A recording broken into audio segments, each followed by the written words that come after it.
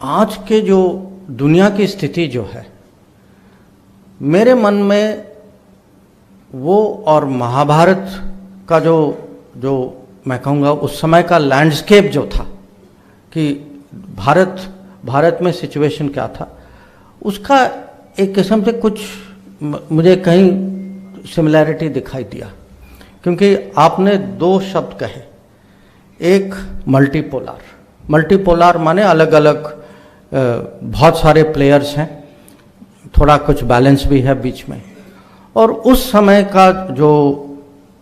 भारत में जो स्थिति जो थी, बहुत सारे प्लेयर्स थे। क्योंकि युद्ध के पहले आपको याद होगा कि जो दो साइड जो थे, दोनों बहुत कोशिश कर रहे हैं कि हमारे साइड में कितने लोग, कितने बाकी जो राज्य जो हैं, कौन हमारे साइड में आएगा, कौन हमारे खिलाफ जाएगा। और दोनों कोशिश करते हैं कि जो बीच के लोग जो हैं, जिन्होंने अभी तक चुना नहीं है, कि वो अपनी तरफ कैसे खींचें। और आजकल अगर आप दुनिया में डिप्लोमेसी, आज की दुनिया की डिप्लोमेसी देख रहे हैं तो वही है। और दूसरा कि बहुत पोलराइज था कि एक बार कौरव पांडव के बीच में जब वो अपना जो वापस आए और उन्होंने अपने हकों की मांग की, उसके बाद जब ये युद्ध की दिशा में जा रहे थे, तो ये जो दोनों साइड साफ लग रहा था कि इनको रिकंसाइल करना मुश्किल हो रहा है। और ये पोलराइजेशन जो है, आप आज की दुनिया के बारे में सोचिए, वो पोलराइजेशन देखिए और बीच में जो देश जो हैं उनकी स्थिति देखिए, और आपको महाभारत और आज की दुनिया के बीच में जो सिमिलैरिटी जो है वो दिखाई देगी। अब और भी मैं मॉडर्न और उस समय तो आधुनिक आज की दुनिया और उस समय की जो लोगों की जो दुविधा थी या जिनसे जो दबाव जो देश आए, जो राजा लोग आए, तो उसके कुछ मैं उदाहरण देना चाहता हूँ। एक तो है कि जो सबसे बड़ी दुविधा जो थी वो अर्जुन की दुविधा थी कि मुझे कुछ एक किस्म से ये मेरा दायित्व है, इसके कुछ परिणाम होंगे, तो एक्शन कैसे लें और उसके जो परिणाम जो हैं उसको कैसे मैनेज करें। तो ये कोई भी माने जो पॉलिसी, जो नीति या पॉलिटिक्स में जो होता है, उसके लिए हर ये बहुत बड़ी चिंता होती है। क्योंकि कभी कभी कुछ करना है ये साफ दिखाई देता है, पर जो आप करना चाहते हैं आप जानते हैं कि उसके कुछ कोलैटरल डैमेज भी हो सकता है या उसके कुछ कॉन्सिक्वेंसेस भी हो सकती है। दूसरा जो है, जो कंस्ट्रेंट जो है कि हम सबकी बंधनें होती हैं कि वहाँ थी कि भाई ये मेरे रिश्तेदार हैं, ये मेरे दोस्त थे, ये मेरा पड़ोसी था, इसके साथ कुछ संबंध थे। तो अर्जुन की भी होती हैं, युधिष्ठिर की भी होती हैं।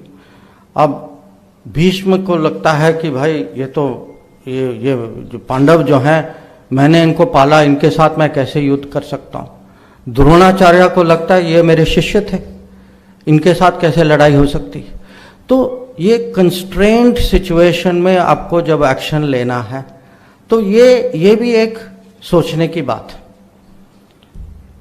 एक उदाहरण और देता हूँ। कभी कभी लोग आपको ये लोग भी हो सकते हैं, देश भी हो सकता है, कि प्रोवोक करते हैं बहुत, माने चिढ़ाते हैं, दबाव डालते हैं और हमें सहना पड़ता है। ये भारत की स्थिति नहीं है, माने ये पॉलिटिक्स में होता है। तो सबसे जो सहने की ताकत जो है, स्ट्रेटेजिक पेशेंस, और उसका उदाहरण अगर आप महाभारत में देखें, वो शिशुपाल की कहानी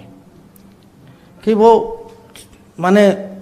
छेड़ते रहते हैं श्री कृष्ण जी को, और उनमें सहने की ताकत है जब तक उन्होंने निर्णय नहीं किया कि एक दिन माने वो 100 बार उन्होंने उनको माफ किया था, तो स्ट्रेटेजिक पेशेंस कैसे कल्टीवेट करें, ये भी महाभारत से सीखने को। और एक और विषय है कि जब भी आप पॉलिटिक्स माने डोमेस्टिक पॉलिटिक्स में देखें या इंटरनेशनल पॉलिटिक्स में देखें, ये एक दुविधा और है एथिक्स और टैक्टिक्स कि जो करना चाहिए माने जो जो जो कानून या संस्कृति के हिसाब से करना चाहिए, और जो मजबूरी है। तो ये ज़रूरत भी है, पर कभी कभी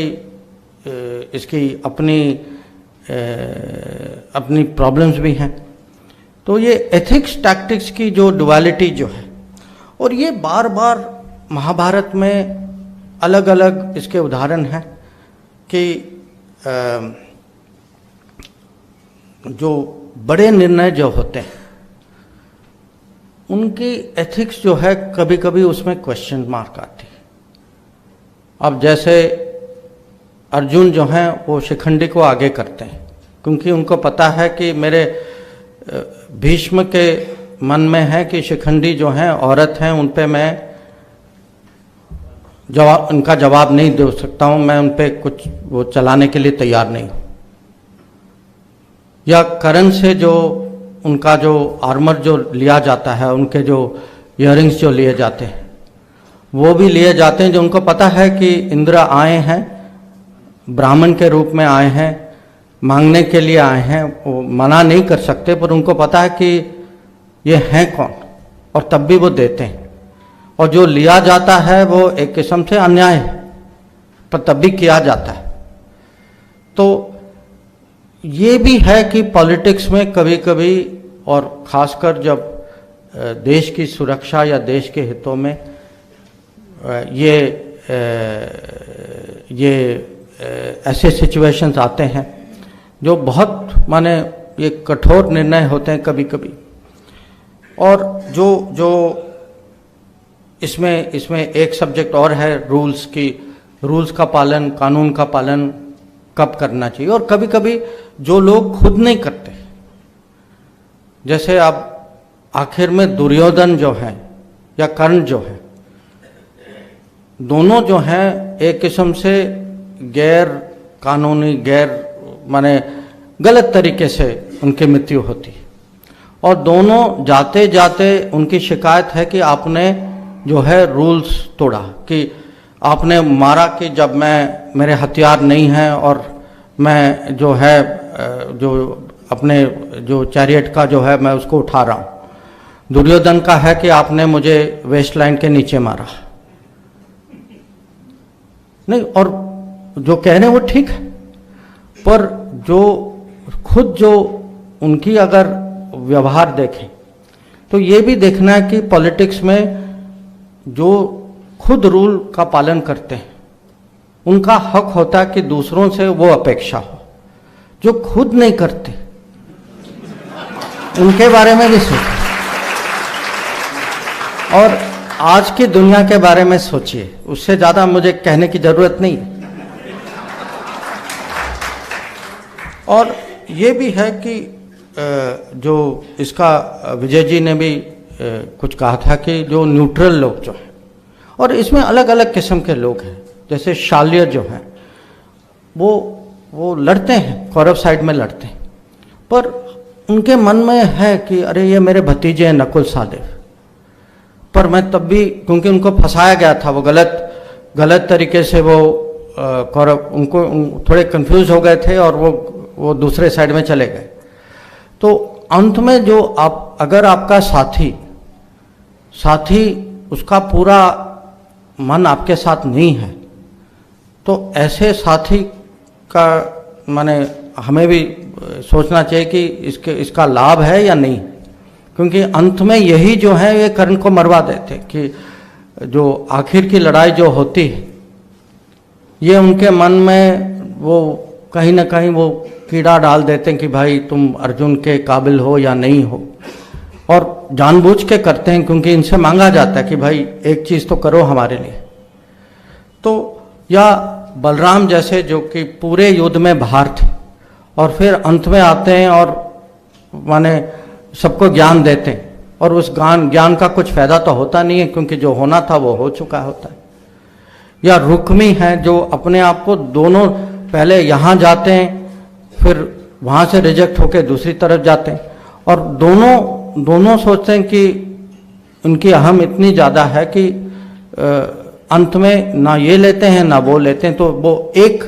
राजा जो है वो बाहर रह जाता है लड़ाई से। तो जैसे मैंने कहा, महाभारत से बहुत कुछ सीखने को है। ये भी है कि कभी कभी कोई ऐसा प्लेयर होता है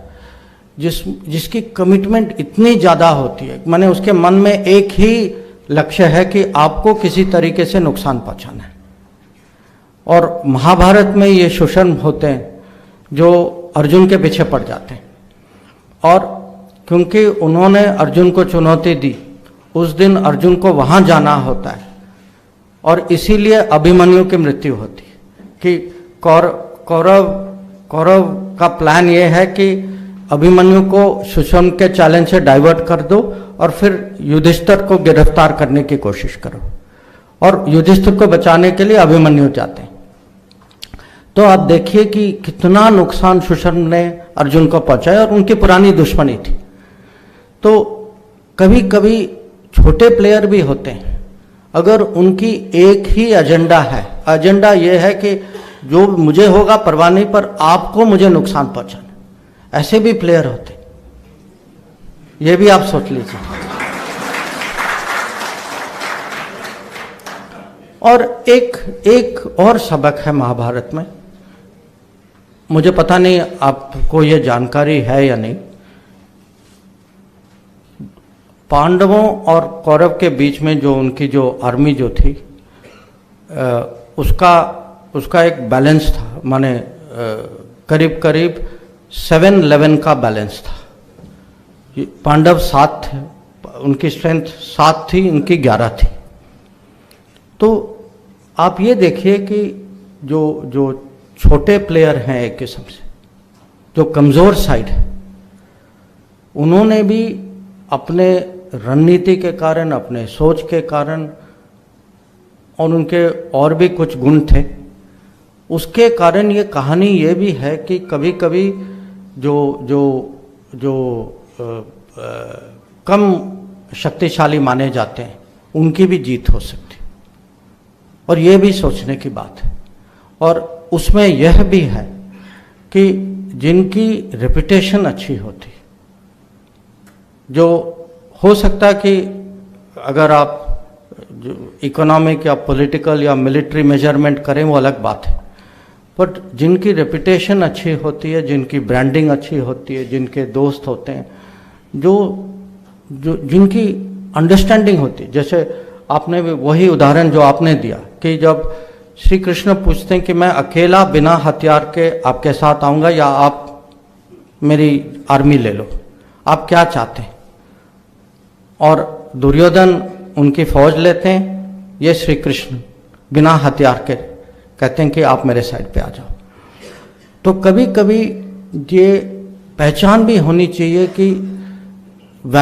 सचमुच वैल्यू क्या है, कि ये जो दिखता है वो असलियत में कभी कभी होता नहीं है, कि कुछ और होता है। और ये एक किस्म से मैं कहूँगा कि आप इसको टेक्नोलॉजी के दृष्टि में देखिए कि इन्होंने टेक्नोलॉजी, अगर आप श्री कृष्ण को टेक्नोलॉजी के रूप में देखें, इन्होंने टेक्नोलॉजी का महत्व पहचाना, उन्होंने नहीं पहचाना। तो ये इस चैप्टर में मुझे लगता है अभी तक, क्योंकि मुझे फीडबैक में बहुत इंटरेस्ट है, अभी तक इस चैप्टर में मुझे सबसे अच्छा फीडबैक मिला। और अगर मैं साफ कहूँ, मेरा कमिटमेंट भी सबसे ज़्यादा इस चैप्टर में था। तो मेरी आशा है कि अगले किताब, अगर मुझे किताब लिखने का मौका हो